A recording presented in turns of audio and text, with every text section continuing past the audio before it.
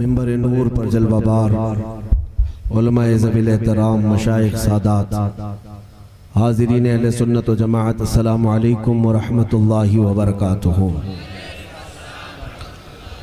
अल्हम्दुलिल्लाह अल्हम्दुलिल्लाहिल हन्नानिल मन्नान अल्लज़ी ख़लक़ल इंसान व अल्लमहुल बयान वस्सलातु वस्सलामु अला रसूलिही सय्यिदिल इंसी वल जान व अला आलिही व अस्हाबिही ज़विल खैरि वल इहसान, अम्मा बअद।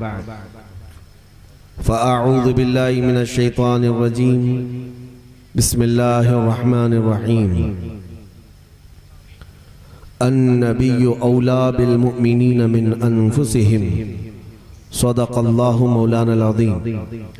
बारगाह रिसालत मुआब सल्लल्लाहु अलैहि वसल्लम में दुरूद पाक का हदिया पेश करें। अल्लाहुम्मा सल्लि अला सय्यिदिना व मौलाना मुहम्मदिन मअदनिल जूद वल करम व आलिहि व अस्हाबिहिल किराम व इब्निहिल करीम व बारिक व सल्लिम सलातन दाइमतन सरमदन अबदा।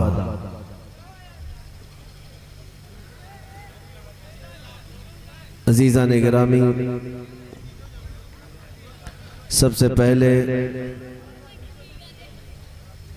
मिंबर नूर पर जलवा बार काबिल कदर अजीम शख्सियत के हामिल हज़रत अल्लामा मुफ्ती शहनवाज अज़हरी साहब का शुक्रगुजार हूँ,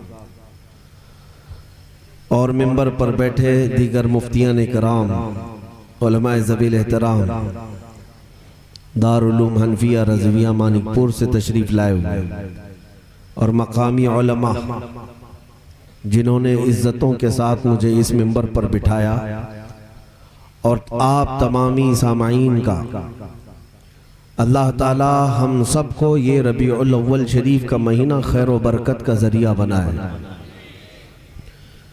मुबारकबादी कबूल हो कि मेरे आका सल्लल्लाहु अलैहि वसल्लम का पाक महीना चल रहा है। ये माह मुबारक रबीउल अव्वल शरीफ साल में एक ही बार आता है, लेकिन बहुत सारे चेहरे बताकर जाता है।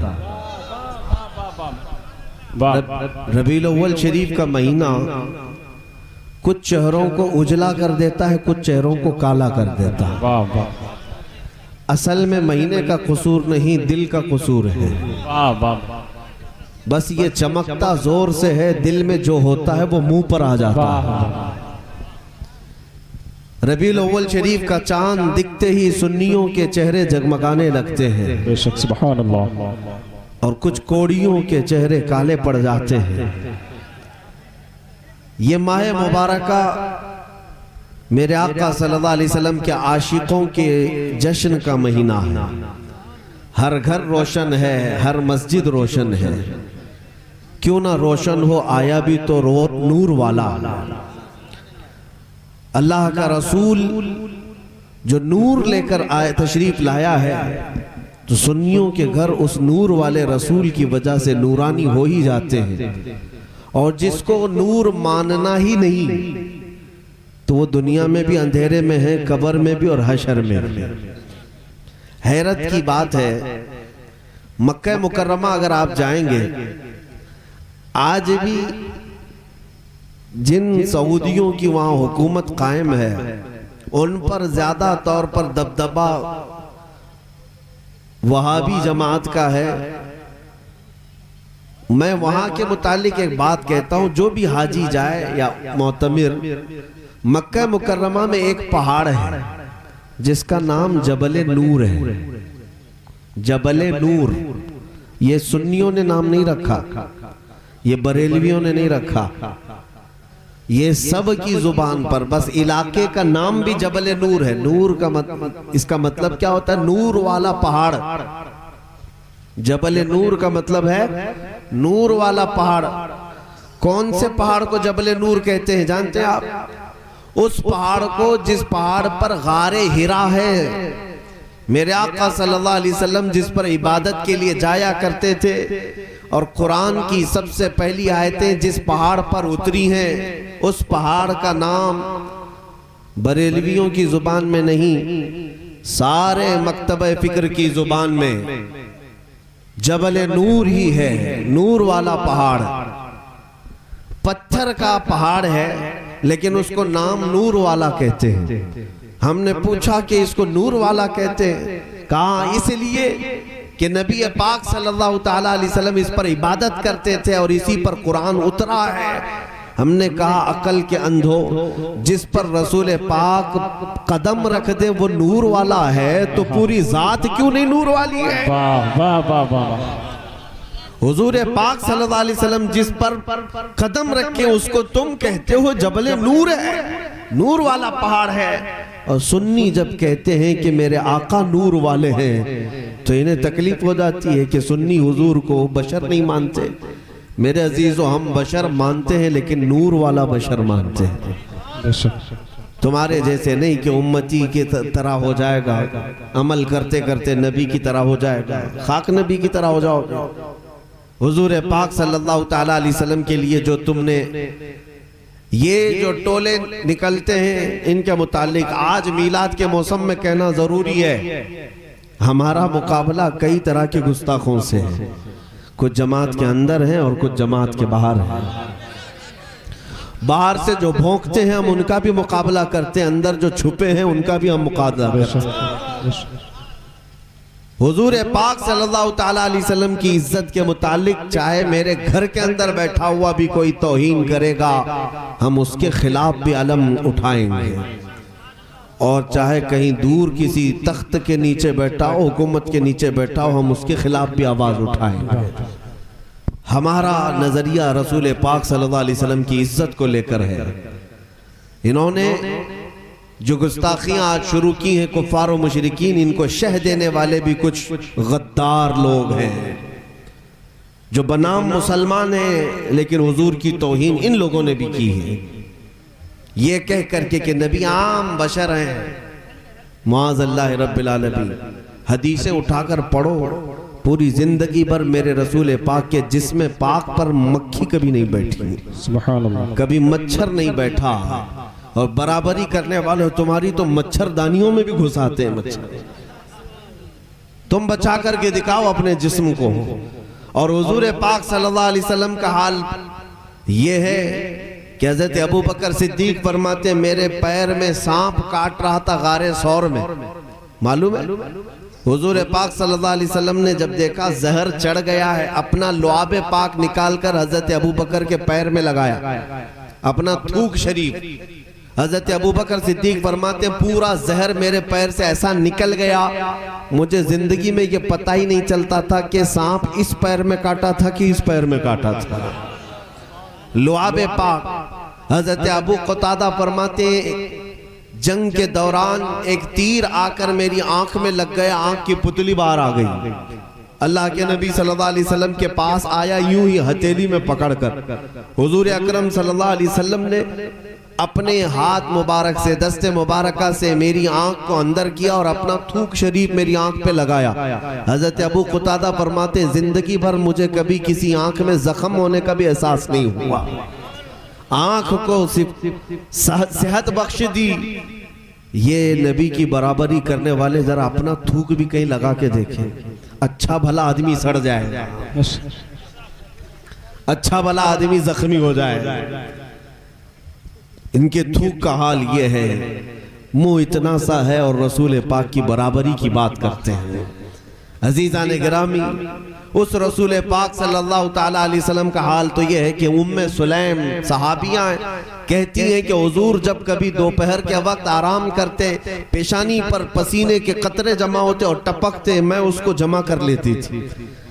हजरत उम्मे सुलैम कहती हैं वो मैं जमा करती एक शीशी में, और फिर जब मदीने में किसी की शादी होती तो वो इत्र हम दुल्हनों को लगाते थे। सुभान अल्लाह। पसीना रसूल पाक का दुल्हनों को लगाया जाता।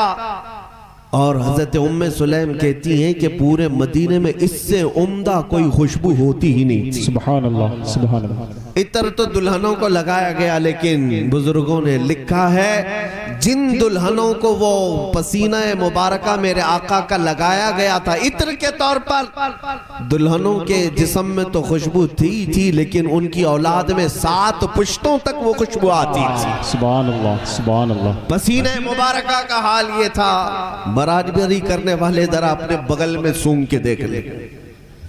हुजूर पाक सल्लल्लाहु ताला अलैहि वसल्लम के पसीने मुबारक तक कोई नहीं पहुंच सकेगा, उनके लुआब पाक तक नहीं पहुंच सकेगा। बल्कि मैं कहता हूं कि ये दुनिया के जितने ये भोगते हैं या बराबरी करने का दावा करते हैं, पेशाब मुबारक की बराबरी नहीं कर सकते। अजीज़ान गिरामी, हुजूर पाक सल्लल्लाहु ताला अलैहि वसल्लम की अज़मत और उनका एहतराम करना अल्लाह ने सुन्नियों के हिस्से में रखा है। तुम खुशकिस्मत हो कि अपने नबी पाक को चाहते भी हो और दिलो जान उन पर फिदा करने का जज्बा भी रखते। बेशक सुभान अल्लाह। अल्हम्दुलिल्लाह आज देख रहे हैं आप पूरी दुनिया में जहाँ कहीं कोई कुत्ता भौंकता है ना हुजूर की शान में, पूरे मैदानों में चेक करके देख लेना, अगर हुजूर की इज्जत के लिए कोई मैदान में उतरता है तो आला हजरत का आशिक ही उतरता। बेशक सुभान अल्लाह। क्या सिर्फ बरेली वालों ने ही कलमा पढ़ा है रसूलुल्लाह का? बाकी सब क्या है, चिल्ले के लिए? बाकी सब ने हुजूर पाक सल्लल्लाहु अलैहि वसल्लम का कलमा नहीं पढ़ा? हुजूर पाक सल्लल्लाहु अलैहि वसल्लम की जब गुस्ताखियां होती हैं, हम देख रहे हैं मैदान में अगर कोई सीना तान करके खड़ा होता है कि तो वह अहले सुन्नत व जमात है। उलमाए अहले सुन्नत व जमात आज भी क़ियादत कर रहे हैं।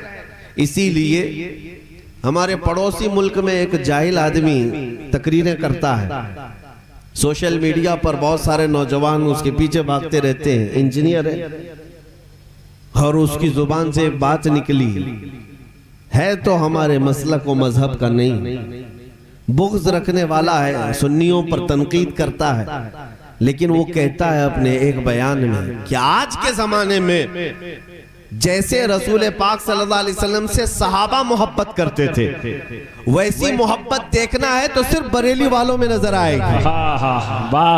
ये हम नहीं कह रहे, ये हम नहीं कह रहे, दूसरे खीमे से ये बात आ रही है, दूसरे खीमे से ये बात आ रही है।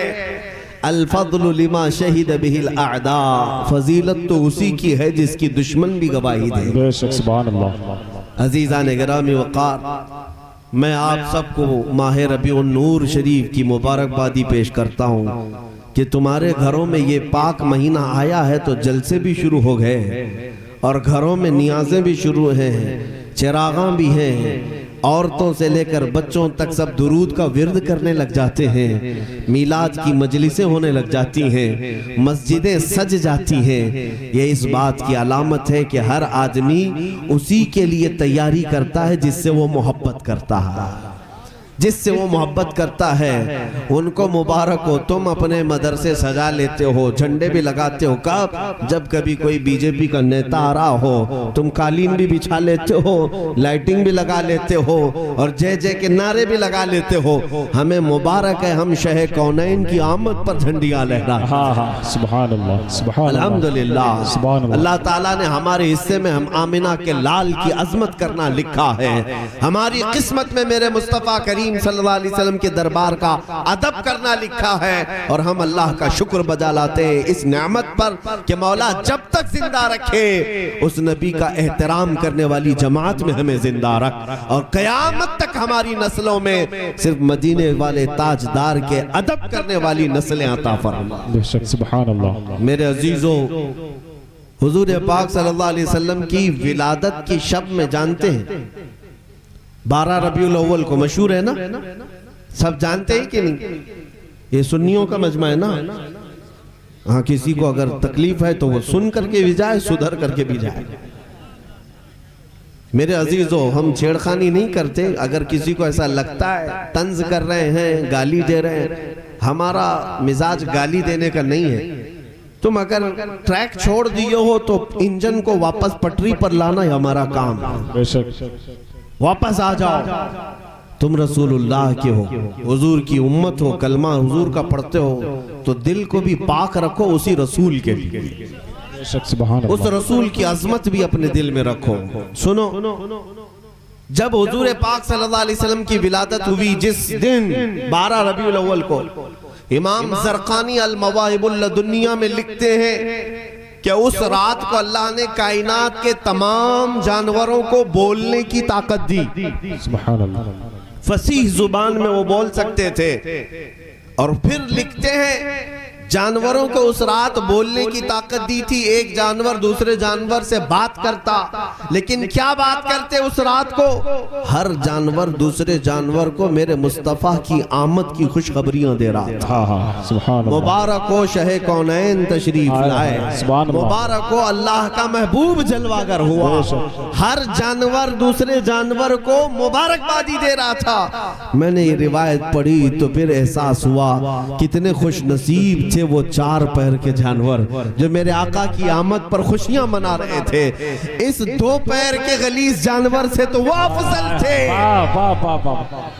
जिसको मीलाद मुस्तफा की बात पर ही शिर्क और बिदात के फतवे याद आ जाते हैं, कुफ्र के फतवे याद आ जाते हैं। और सुन्नियों को छेड़ना इस तौर पर साहबा ने नहीं मनाया, ताबईन ने नहीं मनाया, औलिया ने नहीं मनाया, सिर्फ बरेलवी मना रहे हैं। ये सारी चीजें, इसका भी मैं जवाब आपके सामने रखूं। ये सवाल कि मक्का में हुजूर पैदा हुए, लेकिन मक्का में कभी हुजूर की मिलाद नहीं मनाई गई थी। जिस साल हुजूर पैदा हुए उस साल तो कोई हुजूर का आने का जश्न नहीं मनाया गया था। ये पट्टी पढ़ाते हैं, उनसे पूछो मियाँ जब हुजूर पैदा हुए थे तो मक्का में काफिर थे कि ईमान वाले थे? जब हुजूर पैदा हुए थे कौन लोग थे मक्का में?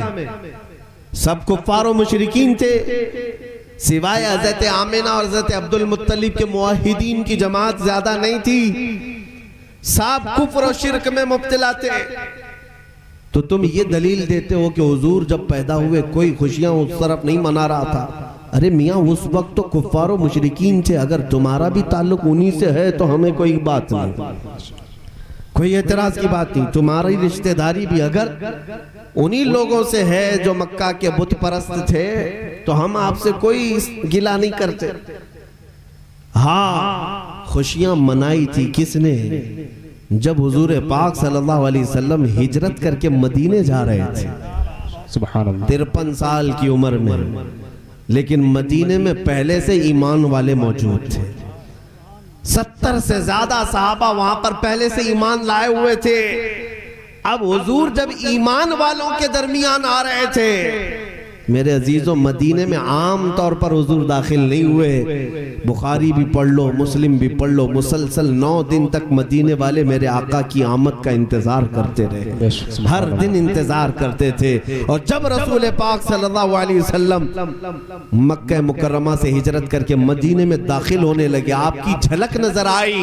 मदीने वालों की खुशियों का ठिकाना नहीं था। बच्चियां गलियों में दौड़ने लगी, नौजवान भी उतर पड़े, औरतें अपनी छतों पर, बूढ़े भी आ गए और सब मिलकर के गुनगुनाने लगे, तलअल बद्रु अलैना मिन सनियातिल वदाई वजब शुक्र अलैना मा दआ लिल्लाहि दाई। वो क्या कहते थे मदीने वाले? 14वीं का चांद सनियतुल वदा की घाटियों से हम पर तुलू हो चुका है। हम पर अल्लाह का शुक्र वाजिब हो गया है कि अल्लाह की तरफ बुलाने वाला रसूल अब हमारे दरमियान आ रहा है। पता ये चला रसूल अगर ईमान वालों के बीच आते हैं तो खुशियां मनाई जाती हैं, और कुफ्फार और मुशरिकीन के बीच आए हैं तो कुफ्फार और मुशरिकीन तो कब खुशियां मनाते, उन्हें किस बात का एहसास। अल्हम्दुलिल्लाह हम इस बात पर फख्र करते हैं कि हमारी निस्बत मदीने के ईमान वालों से है। बेशक, सुभान अल्लाह, मदीने के ईमान वालों से है और मदीने वालों ने खुशियां मनाई थी। अल्हम्दुलिल्लाह आज हम भी हुजूर की आमद की खुशियां मनाते हैं। बेशक, सुभान अल्लाह। फिर अब ये सवाल, अच्छा इनको ये याद नहीं है मक्का में भी कुछ लोग खुशियां मनाए थे, मक्का में भी कुछ खुशियां मनाए थे। जो एतराज करते हैं उनके बाप दादाओं नहीं मनाए थे। अबू लहब का नाम सुना होगा।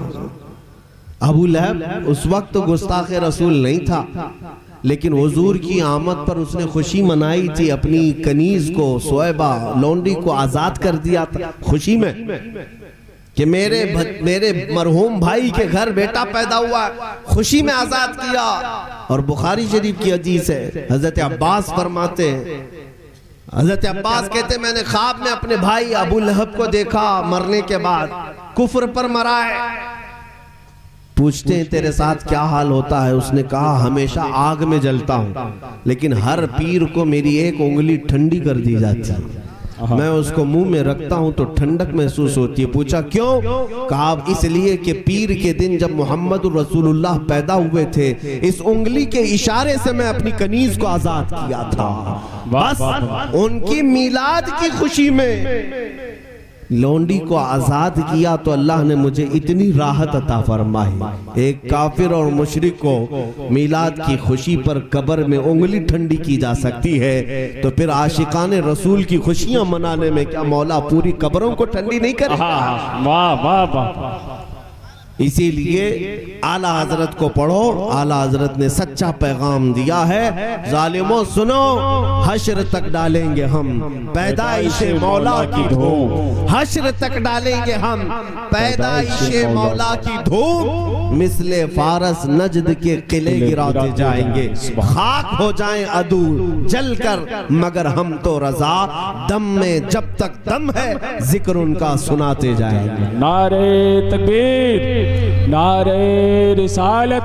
हजरत अल्लामा सलमान अजहरी साहिब क़िबला मसलके आला हजरत, नारे तकबीर, नारे रिसालत। हालांकि हदीसों में यह भी मिलता है कि जब रसूल पाक सल्लल्लाहु तआला अलैहि वसल्लम की विलादत की रात आई, हजरत आमिना खुद फरमाती हैं कि एक बदली छाई और मेरे घर की तरफ आने लगी, एक अबर, और फिर मैंने गौर किया तो उस बदली में, उस अबर में घोड़ों के हिनहिनाने की आवाज, और उसके बाद फिर मैंने कान तवज्जो के साथ उस तरफ लगाए तो सुना वो फरिश्तों की जमात थी जो मेरे घर की तरफ आ रही थी, और हर फरिश्ता दूसरे फरिश्ते को मुबारकबादी दे रहा था कि मुबारक हो अल्लाह का महबूब जमीन पर आने वाला है।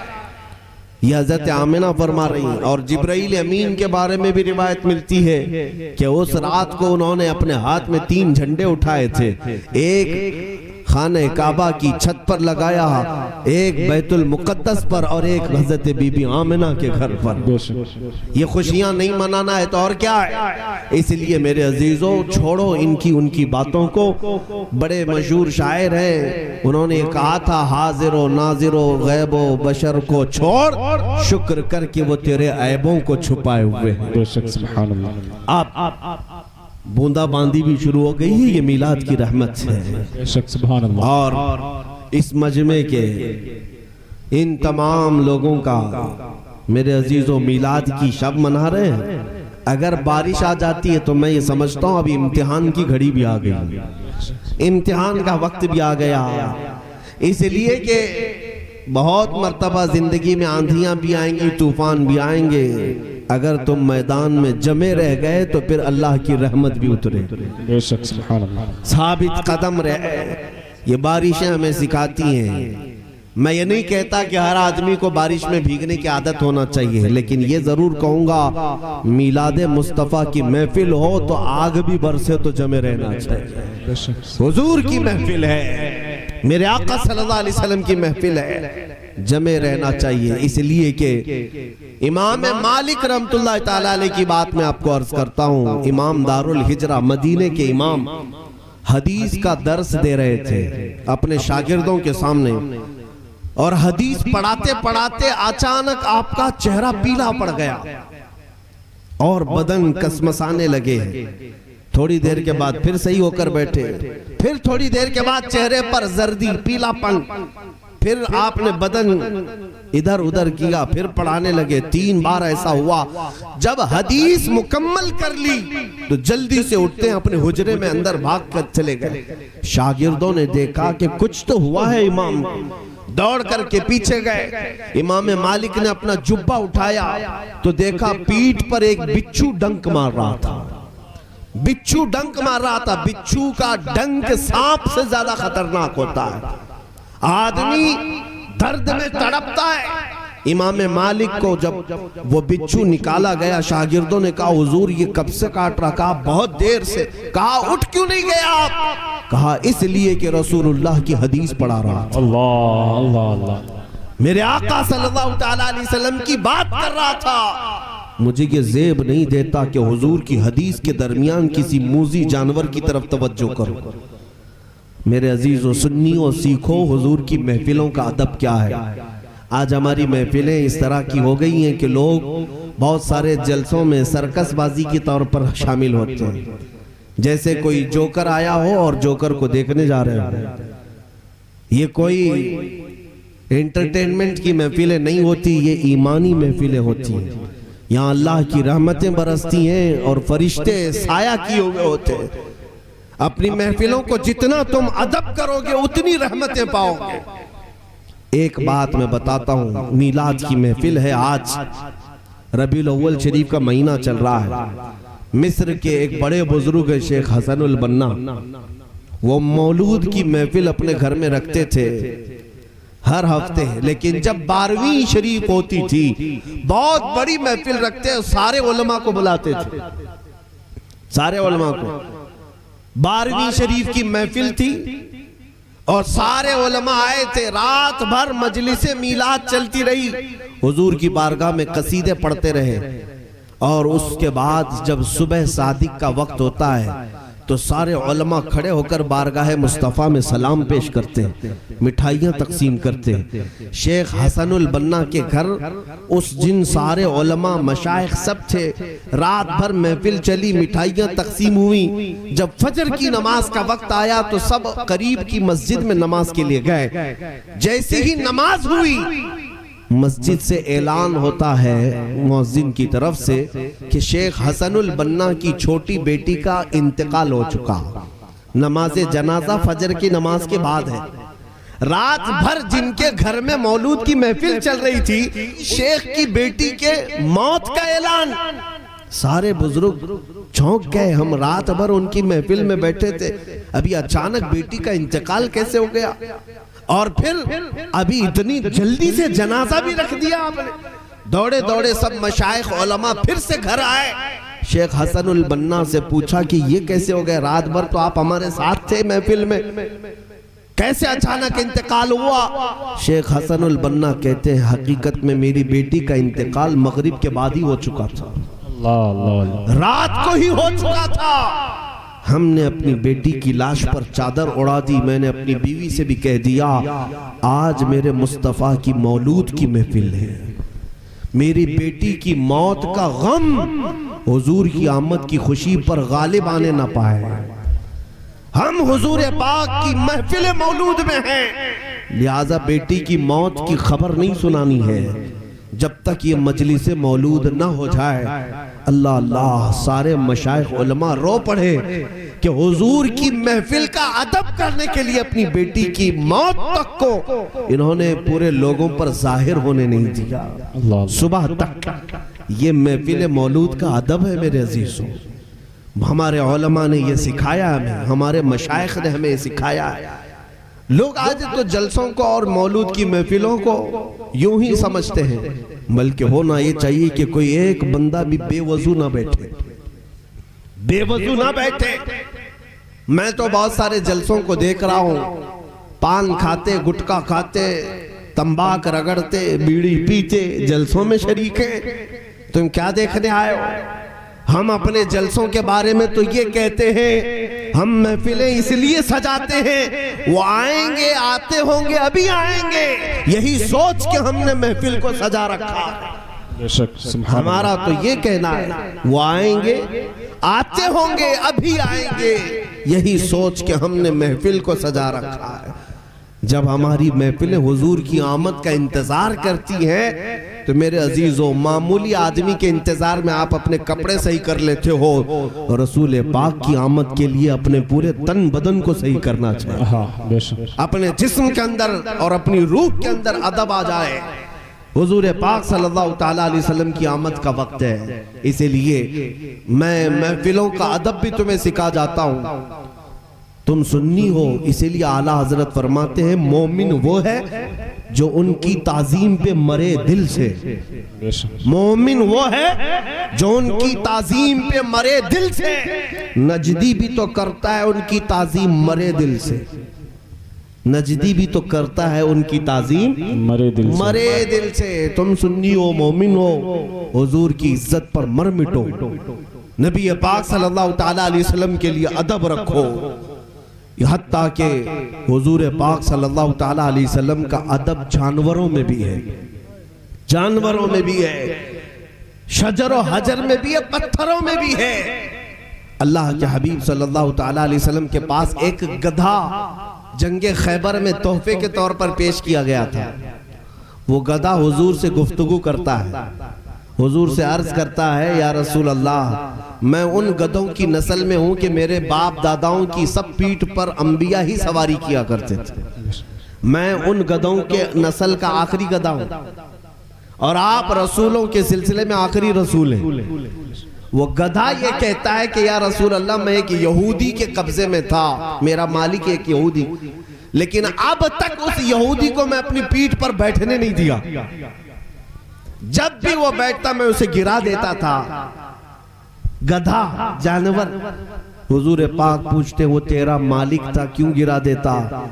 गधा कहता, मेरी माँ ने मुझे वसीयत की थी कि पीठ संभाल कर रखना, इस पर सैयदुल अंबिया सवारी करे। वाह वाह वाह। जानवरों में रसूल पाक सल्लल्लाहु अलैहि वसल्लम का अदब है, उम्मतियों में किस कदर अदब होना चाहिए।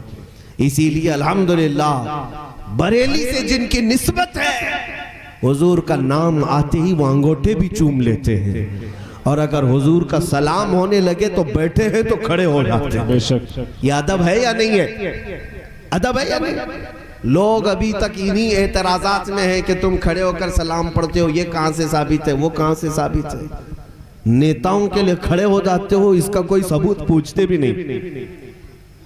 हाँ, तुम्हारे लिए वो ताजीम के लायक हैं जो आज किसी पार्टी के नेता हैं, इसलिए कि तुम उनका फजला खाते हो, और हम अपने नबी का सदका खाते हैं। बेशक। और हम अपने नबी पाक सल्लल्लाहु ताला अलैहि वसल्लम के नाम पर अदब क्यों ना करें। तुर्की में एक बुजुर्ग थे, अभी इंतकाल हुआ चंद सालों पहले, 96 साल की उम्र हो चुकी थी उनकी, 96 ईयर्स। मैंने करीब से देखा, वो अगर कुर्सी पर बैठते हैं, हुजूर पाक सल्लल्लाहु ताला अलैहि वसल्लम के मुतालिक अगर खुतबा दे रहे हैं, बयान कर रहे हैं, अगर हुजूर का नाम आ गया जुबान पर तो बैठ करके तकरीर में कभी आपका नाम नहीं लिया, खड़े हो जाया करते। अगर एक तकरीर में हुजूर अकरम सल्लल्लाहु ताला अलैहि वसल्लम का नाम 60 बार आ जाए, 60 बार वो खड़े होते। सुभान अल्लाह, सुभान अल्लाह। कभी बैठ करके नबी पाक का नाम नहीं लिया। ये अदब था। सुल्तान महमूद गजनवी का नाम सुना है? सुल्तान महमूद गजनवी ये बहुत पाए के बुजुर्ग भी हैं, अल्लाह का खौफ रखने वाले मुंसिफ और आदिल बादशाह भी हैं। इनके खास वजीर थे अयाज। अयाज अयाज के बेटे का नाम मोहम्मद था, मोहम्मद था। सुल्तान महमूद ने बहुत प्यार किया मोहम्मद को, अयाज के बेटे को खिलाते भी थे, बादशाह थे, अपने वजीर का बेटा था। एक दिन सुल्तान महमूद ने पुकारा अयाज के बेटे को, क्या कह करके, ए इब्ने अयाज, ए इब्ने अयाज इधर आजा। नाम तो मोहम्मद है लेकिन पुकारा क्या, अयाज के बेटे इधर आजा। अयाज ने सुन लिया, हाजिर हुए, कहा कि हुजूर मेरे बेटे का नाम आपने नहीं लिया, कहीं उसने कोई गुस्ताखी तो नहीं की।